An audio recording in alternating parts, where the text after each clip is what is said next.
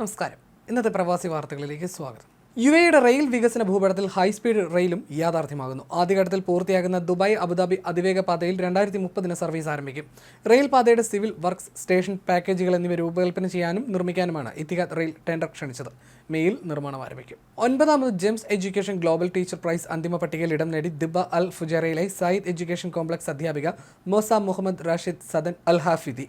$10 ലക്ഷം സമ്മാനം. യുനെസ്കോയുടെ സഹകരണത്തോടെ മലയാളി ഉടമസ്ഥതയിലുള്ള വർക്കി ഫൗണ്ടേഷനാണ് അവാർഡ് ഏർപ്പെടുത്തിയത്. 89 രാജ്യങ്ങളിൽ നിന്നുള്ള 5000-ലേറെ അപേക്ഷകരിൽ നിന്നാണ് 50 പേരടങ്ങുന്ന ചുരുക്കപ്പട്ടികയിൽ മോസ ഇടം പിടിച്ചത്. യുഎഇയിൽ ഞായറാഴ്ച വരെ മഴയ്ക്ക് സാധ്യതയുള്ളതായി ദേശീയ കാലാവസ്ഥാ നിരീക്ഷണ കേന്ദ്രത്തിന്റെ അറിയിപ്പ്. വടക്കൻ പ്രദേശങ്ങളിലും ദ്വീപുകളിലും മഴ പെയ്തേക്കും. കാലാവസ്ഥ അനുയോജ്യമാണെങ്കിൽ വാരാന്ത്യത്തിൽ ക്ലൗഡ് സീഡിംഗ് പ്രവർത്തനങ്ങൾ നടത്താനും ഉദ്ദേശിക്കുന്നുണ്ട്. രാജ്യത്തെ കാലാവസ്ഥാ നിരീക്ഷകരും ദേശീയ കാലാവസ്ഥാ നിരീക്ഷണ കേന്ദ്രവും സംയുക്തമായിട്ടാണ് ക്ലൗഡ് സീഡിംഗിന് നേതൃത്വം നൽകുന്നത്. മലപ്പുറം സ്വദേശി മദീനയിൽ മരിച്ചു. പള്ളിക്കൽ ബസാർ സ്വദേശിനി നാസർ പാലേക്കോട്ടാണ് ഹൃദയാഘാതത്തെ തുടർന്ന് മരിച്ചത്. താമസ സ്ഥലത്ത് വെച്ച് നെഞ്ചുവേദന അനുഭവപ്പെട്ട ഇദ്ദേഹത്തെ സുഹൃത്തുക്കൾ ആശുപത്രിയിൽ എത്തിക്കാൻ ശ്രമിക്കവേ വഴിയിൽ വെച്ച് മരണം സംഭവിക്കുകയായിരുന്നു. 22 വർഷത്തോളമായി മദീനയിൽ പ്രവാസിയാണ്. വിവിധ നിയമലംഘനങ്ങൾക്ക് ജനുവരി 1 മുതൽ 13 വരെ 648 പ്രവാസികളെ കുവൈത്തിൽ നിന്ന് നാടുകടത്തിയതായി ആഭ്യന്തര മന്ത്രാലയം.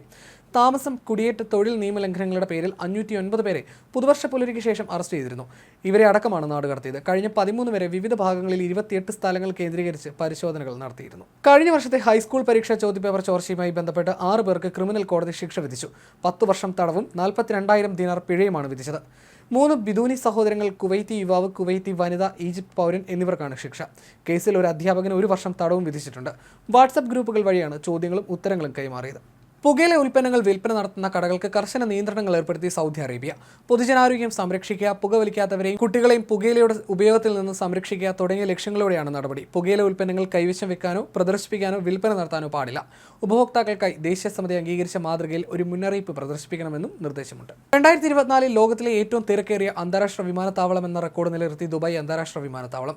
60.2 മില്യൺ യാത്രക്കാരാണ് ഇതിലൂടെ യാത്ര ചെയ്തത്. 2023 അപേക്ഷിച്ച് 2024 എയർലൈൻ ശേഷിയിൽ 7% വർധനവ് ഉണ്ടായിട്ടുണ്ടെന്നും 2019 നിന്നും 12% വർധനവാണ് രേഖപ്പെടുത്തിയതെന്നും ഏവിയേഷൻ അനലിറ്റിക്സ് കമ്പനിയായ OAG വ്യക്തമാക്കി. 100 കിലോഗ്രാമിലേറെ ക്രിസ്റ്റൽ മെത്തും 1 ലക്ഷം ലഹരി ഗുളികളുമായി 2 പ്രവാസികളെ റോയൽ ഒമാൻ പോലീസ് അറസ്റ്റ് ചെയ്തു. തെക്കൻ അൽബദിന പോലീസും കോസ്റ്റ് ഗാർഡുമായി സഹകരിച്ച് ലഹരി വിരുദ്ധ വിഭാഗം അധികൃതർ നടത്തിയ നീക്കത്തിലാണ് പ്രതികൾ പിടിയിലായത്. ഏഷ്യൻ വംശജരെയാണ് അറസ്റ്റ് ചെയ്തത്. ഇവരുടെ കൈവശമുണ്ടായിരുന്ന മയക്കുമരുന്ന് പിടിച്ചെടുത്തു. പ്രതികൾക്കെതിരെ നിയമ നടപടികൾ പൂർത്തിയാക്കി വരികയാണെന്ന് റോയൽ ഒമാൻ പോലീസ് അറിയിച്ചു. പ്രവാസി ക്ഷേമനിധിയിൽ അംഗത്വം എടുത്തിട്ടുള്ള എല്ലാ പ്രവാസികളും അവരുടെ മൊബൈൽ ഫോൺ നമ്പർ ജനുവരി 31 അപ്ഡേറ്റ് ചെയ്യണമെന്ന് അറിയിപ്പ്.